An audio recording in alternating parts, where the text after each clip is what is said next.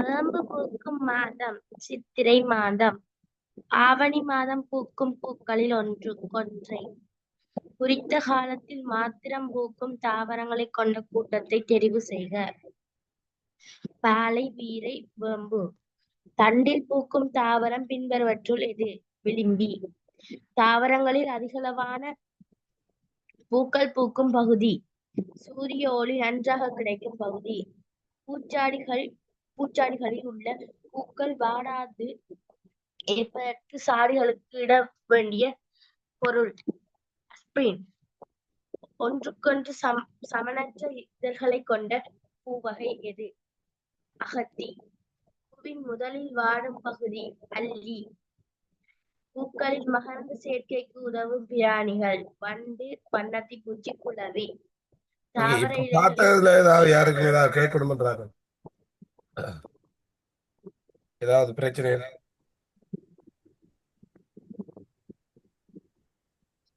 இல்ல? ரைட், அடுத்தது.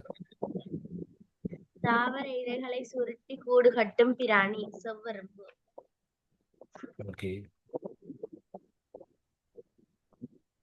வெண்ணிற என்ன சார்? 211வது. வெண்ணிற காசி தும்பை செடியை நிறமூட்டப்பட்ட நீரில் வைக்கும் 4 நாட்களின் பின்னர் அவதானிக்கும் போது பூவின் நிறம் நீரின் நிறமாக மாறும். ஆண் பூ, பெண் பூ 2வது சரி. இது 4ஆம் ஆண்டுல செய்திருப்போம். அடுத்தது. ஆண் பூ, பெண் பூ காணப்படும் கொடி எது? பூசணி. பறவைகள் தமது கூடுகளை எங்கே அமைக்கும்? மரங்களில். குரங்கு தாவரத்தின் எந்த பகுதிகளை உணவாக உட்கொள்ளும்? இலை, காய், பழம். அணில் தாவரத்தின் எப்பகுதியை கொண்டு தமது கூட்டை அமைத்துக் கொள்கிறது? தும்புகளை. பூக்களின் தேன் பருக வரும் பிராணிகள் அவை? தேனீ, வண்ணத்தி பூச்சி, வண்டு. பூக்களில் தேன் பருக வரும் பிராணிகளால் தாவரத்திற்கு கிடைக்கும் நன்மைகள். மகரந்த சேர்க்கை. மயிர்கொட்டி, நத்தை, மாடு போன்ற பிராணிகள் தாவரத்தின் எப்பகுதிகளை உணவாக உட்கொள்கிறது? இலைப்பகுதி. பிராணிகளால் தாவரங்களுக்கு கிடைக்கும் நன்மை யாது? பசலை கிடைத்தல். தாவரங்களால் பிராணிகளுக்கு கிடைக்கும் நன்மைகள். வாழ்விடம், உணவு, பாதுகாப்பு. 220 இருந்து 230 வரை.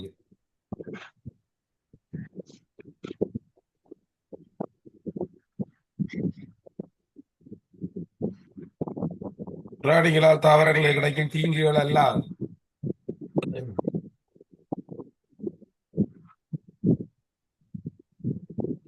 வித்து பெறும்போது.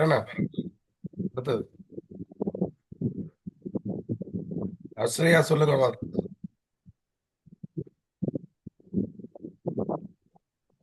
தாவர உணவுகளை மட்டும் கொண்ட கூட்டம் 3வது. மரவகையை சேர்ந்த தாவரம் பின்பற்றுள்ளது பாலை.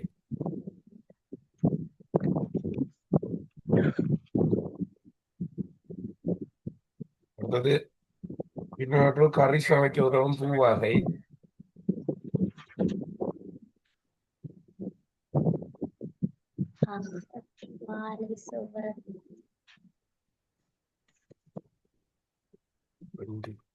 விடை 2வது சரி. அவுடத பாடம் தயாரிக்கிறதுக்கு 3வது விடை சரி. பொன்னாவர சிவில்லும் 3வது விடை சரி. யார் சொல்ல போறீங்க பாப்போம்?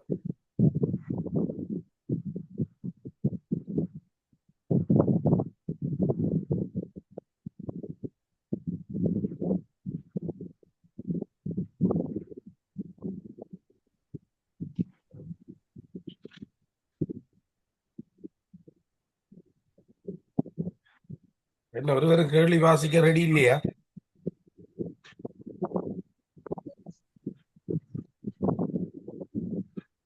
அப்ப எல்லாரும் இருக்கா வாசிங்க. நாங்க நாளைக்கு கிளாஸ் வைப்போம்.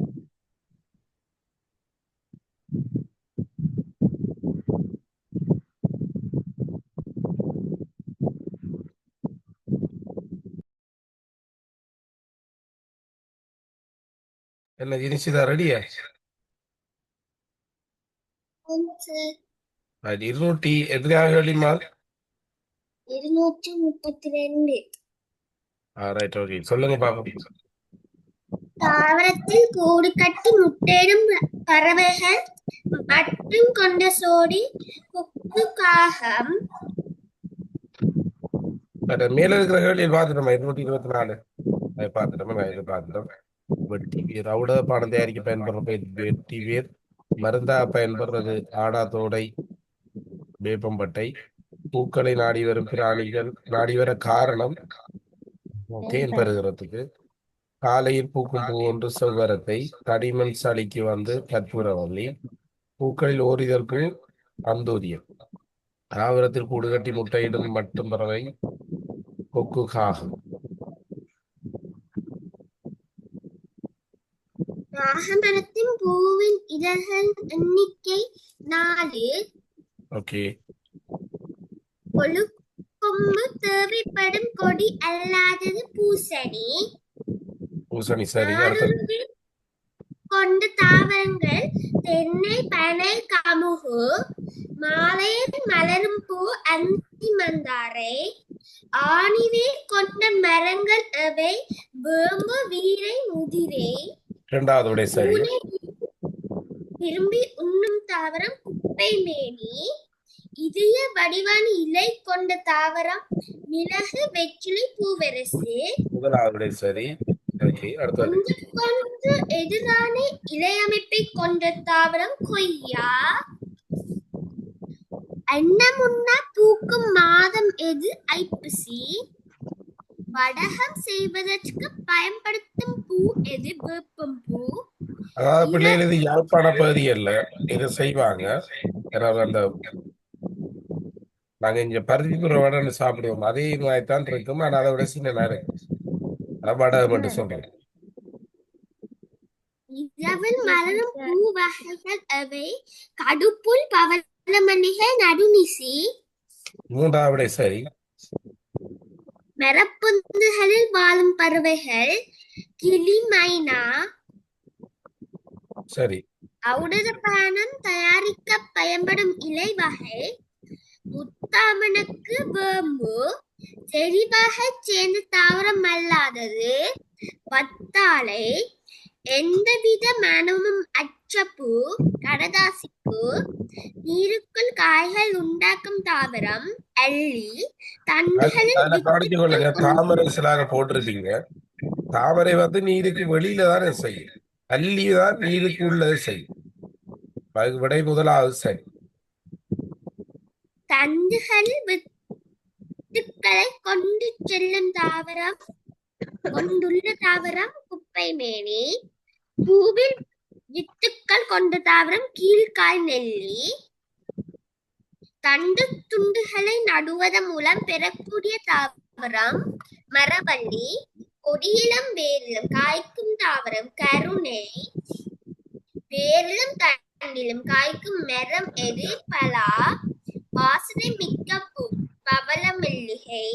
உலர்ந்த பூக்களை ஒட்டி செய்யும் ஆக்கம் collage. Right, okay, very good. அடுத்தது பாப்போம், கொஞ்சம் ஃபாஸ்டா பாப்போம். இதுல யாருக்கும் டவுட் எல்லாம் கேளுங்களா? தாவர உணவுகளை உணவு தயாரிக்கும் பகுதி இலை. மூன்றாவது விடை சரி. இரவில் தெரியும் பறவை அல்லாதது காகம். ஆந்தை, கோட்டான் ரெண்டு ஒன்று தான் பிள்ளை. கோட்டான் குகை என்று சொல்லி அழைக்கப்படுறது ஆந்தை. அதிக மோப்ப சக்தி நாய். வீட்டில் வளர்க்கப்படும் பிராணிகளின் கூட்டம் நாய், பசு, எருமை. ஆக்கபூர்வமான கூடு கட்டும் பிராணிகள் அடங்காத காகம். இந்த ரெண்டும் ஆக்கபூர்வமான கூட்டை கட்டும். சூழலுக்கு ஏற்ப நிறத்தினை மாற்றிக்கொள்வது பச்சோந்தி. மருந்தை சேமித்து வைப்பது தேனி. வண்ண மீன்கள் வளர்த்தால் ஏற்படும் நன்மைகளில் ஒன்று சுற்றாடலை அழகுபடுத்துது. இலைச்சருகள் உக்கலடைய செய்யும் பிராணி கரையான். நீண்ட நாக்கை பயன்படுத்தி உணவை பிடிக்க இயலாதது கேட்கிறார்கள் நாய். பாதுகாப்பிற்காக ஒளிந்து கொள்ளும் திறன் கொண்டது நத்தை. தீங்கான பிராணிகளை இறைப்பது கபர கொய்யான். ஆகாயத்தொட்டி காகம். நுழம்பினால் பரவலடையாத நோய் கழிச்சல் அது ஈயால் ஏற்படும். நோயினை பரப்பும் கூட்டம் இலையானெலின் உலாம்பு. பார்த்த 70 கேள்வியில யாருக்கும் டவுட் என்ன?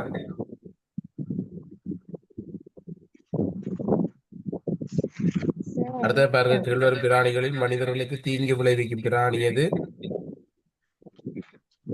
எலி. பின்வருவற்றில் உணவை அசுத்தமடைய செய்யும் பிராணி இலையான். ரைட், அடுத்த கேள்வி யார் சொல்ல போறீங்க?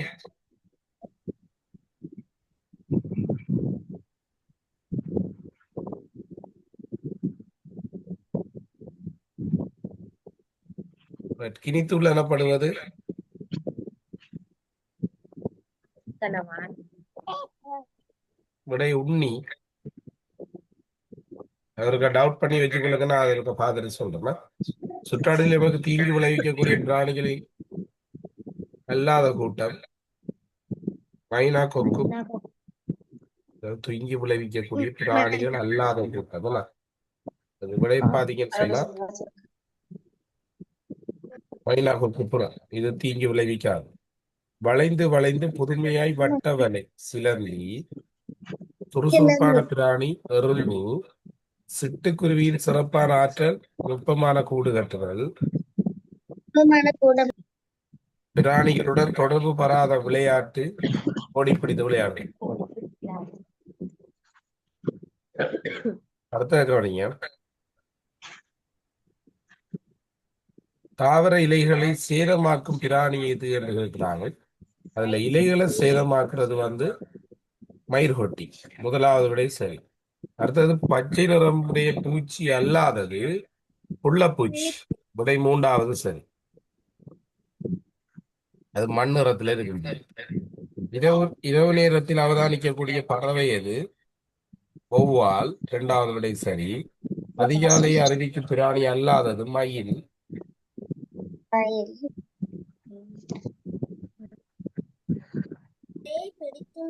அடுத்தது நத்தையை பிடித்து உண்ணும் பறவை செம்பகம். தாவரங்களில் இரவை கழிக்கும் பிராணி குரங்கு. நன்றியுணர்வை காட்டுவது நாய். மடப்பொந்தில் வாழும் பிராணி அல்லாதது என்று இருக்கிறார்கள். அதுல இருக்கிறதுல காகம். உடல் முழுவதும் ரோமங்களால் மூடப்பட்டிருக்கும் பிராணி எது? முள்ளம்பன்றி.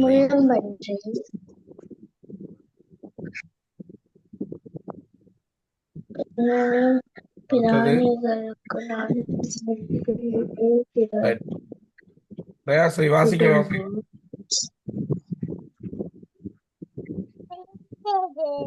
உடல் முழுவதும் செதில்களால் மூடப்பட்டிருக்கும் பிராணி எது? மீன். பின்வருவற்றுள் பச்சை நிறத்தை கொண்ட பிராணி எது? கும்பிடுபூச்சி. காலற்ற பிராணி எது? மண்புழு. பின்வரும் பிராணிகளுள் தத்திச் செல்லும் பிராணி எது? தவளை. பின்வருவற்றுள் மிக வேகமாக ஓடும் திறன் கொண்ட பிராணி எது? மான். பின்வருவற்றுள் உணவை கொறித்து உண்ணக்கூடிய பிராணி வகை எது? அணில், எலி. வினா இலக்கம் 295. எதிரிகளிடமிருந்து தன்னை பாதுகாக்கும் கருப்பு நிற திரவத்தை விடுவது கணவாய். மண்ணினுள் வலியூட்டத்தை ஏற்படுத்துவது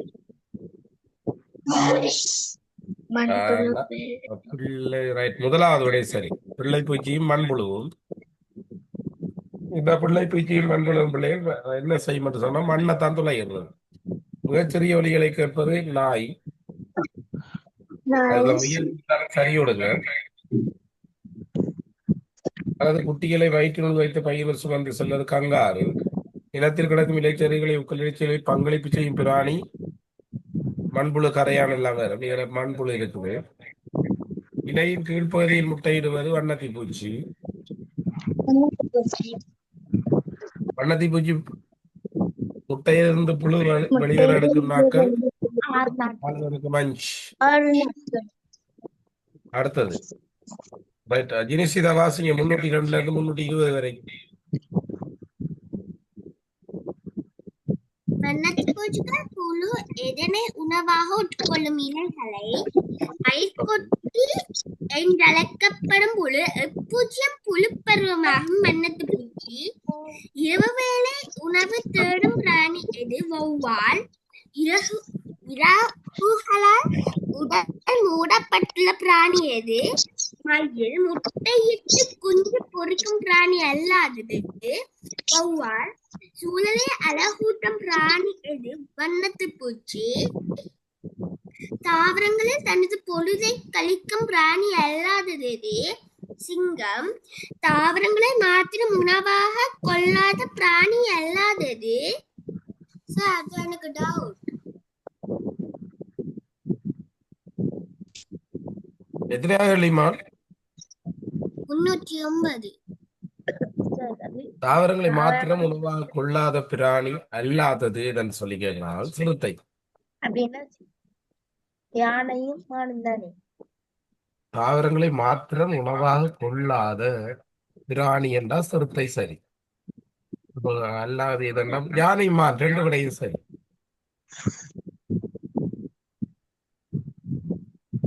மனிதனை அண்டி வாழும் பிராணிகள் அவை? பூனை, நாய். மனிதனுக்கு விபத்துக்கள் ஏற்படத்தக்க பிராணி எது? காளை மாடு. அதிக ஆட்கால் நோயை பரப்பும் பிராணி எது? உடம்பு. ரேக் நோயை பரப்பும் பிராணி எது? எலி. தனது இனத்தை காட்டி உண்ணும் பிராணி எது? காகம். இனத்தை கூட்டி உண்ணும் பிராணி காகம். அடுத்தது. மிக நுணுக்கமான பார்வை திறன் கொண்ட பிராணி அல்லாதது வௌவால். பறக்கும் புழையூட்டி விலங்கு யாது? வௌவால். முட்டையிட்டு குஞ்சு பொறித்து பாதுடும் பிராணி அல்லாதது ஆமை. எலிகளை பிடித்து உண்ணும் பிராணி எது? கழுகு. கால் விரல்களுக்கு இடையே மென்சவ்வு போன்ற அமைப்பை கொண்ட பறவை அல்லாதது காகம். தாவர இலைகளை இணைத்து கூடமைப்பது முசுறு.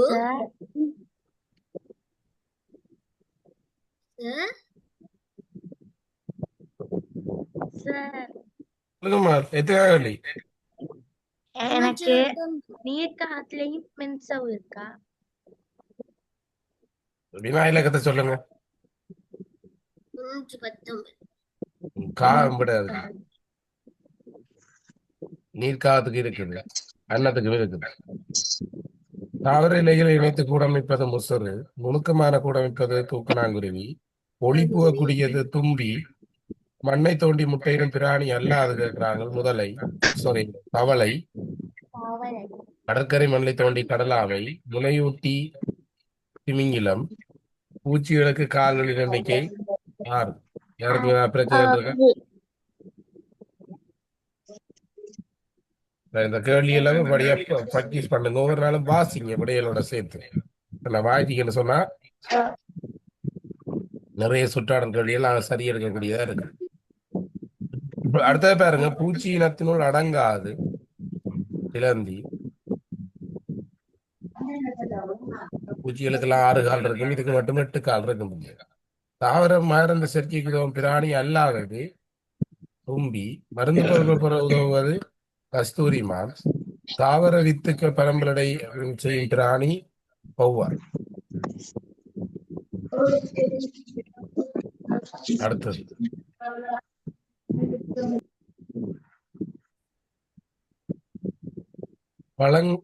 பழங்கள் அதிகம் உண்ணும் பிராணி அணில்.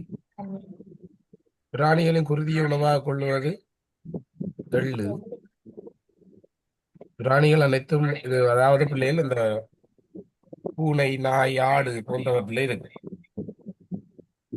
அடுத்தது பின்னரும் பிராணிகளில் அனைத்து முன்னி. 2வது சரி. பூக்களில் அமுதம் பெறும் பிராணி அல்லாதது குயில். பயிர்களின் இலைகளை உண்ணும் பூச்சி வெட்டுக்கிளி. இலங்கையில் பறவைகள் சரணாலயம்.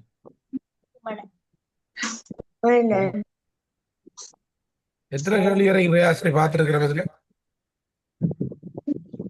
135.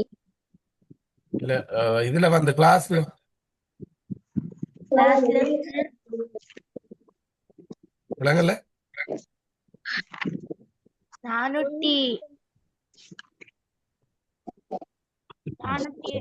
Right. வரையும் பயிர்களின் இலைகளை உண்ணும் வெட்டுக்கிளி சரி, பறவைகள் குமண எதிரிகளிடம் இந்த தப்புவதற்காக நச்சு மயிர்கள் தனது நச்சு மயிர்கள் பாதுகாப்புற பிராணி எது? மயிர்கொட்டி. கட்டைகளிலும் வீட்டு சுவர்களிலும் சிறிய புற்றமைத்து வாழுவது உளவி. இதையும் மீட்கும் உண்ணும் பிராணி மாடு. இலைச்சல்களை உண்டு சூழலை சுத்தப்படுத்துவது கரையான். குந்துகாலி எனப்படுவது புழுனி. நரைப்புழுனியை தான் சொல்றது. உணவை சேமித்து வைக்கும் பிராணி தேனி. கோழிக்கொண்டை என்பது இலங்கைக்கு உரித்தான மீனினம். பறவையினம் வராது. கோழிக்கொண்டை, செயல் கொண்டை, அழகிய சொர்க்கம் எல்லாம் இலங்கைக்கு உரித்தான மீனினங்கள். புலக்காயா, மல்புழுட்டால். வீட்டுக்கூரையில் உள்ள மரத்தை துளைத்து கூடமைப்பது கருங்குளவி. சூழலுக்கு ஏற்ப நிறத்தை மாற்றுவது ஆக்டோபஸ். இடையை கண்டது வைக்கும் மீசையை பயன்படுத்துவது பூனை. அனைத்து முன்னி விலங்கு நாய். இலங்கைக்கு உரித்தான மிகப்பெரியது வந்து நெருப்பு கோழி.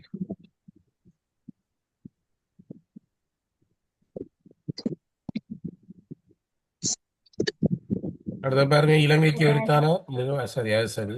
உடலை தலை நெஞ்சி வயிறு என்று சொல்றது கரப்பான். விடையாதுக்கு தேளா கொடுத்தது பாருங்க. 349.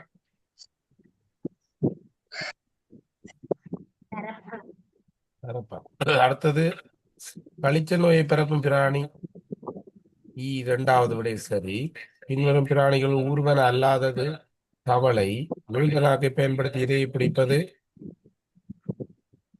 ஆமை. விடை பல்லியும் பாம்பும். இரண்டாவது விடை சரி. தனது கழிவை குழி தோண்டி புதைக்கும் பழக்கமுடையது பூனை. இரவில் உலவி திரியும் விலங்கு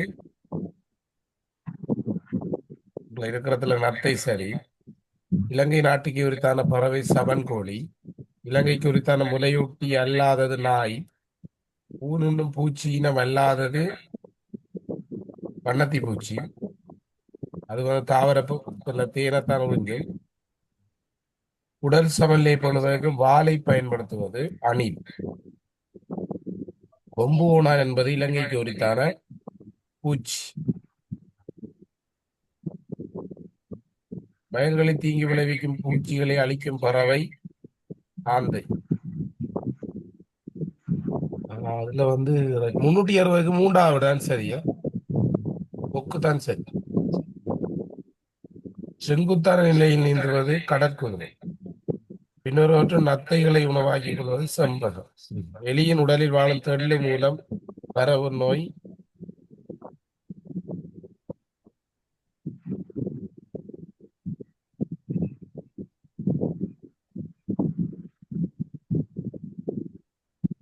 நீர் வறுப்பு நோய்.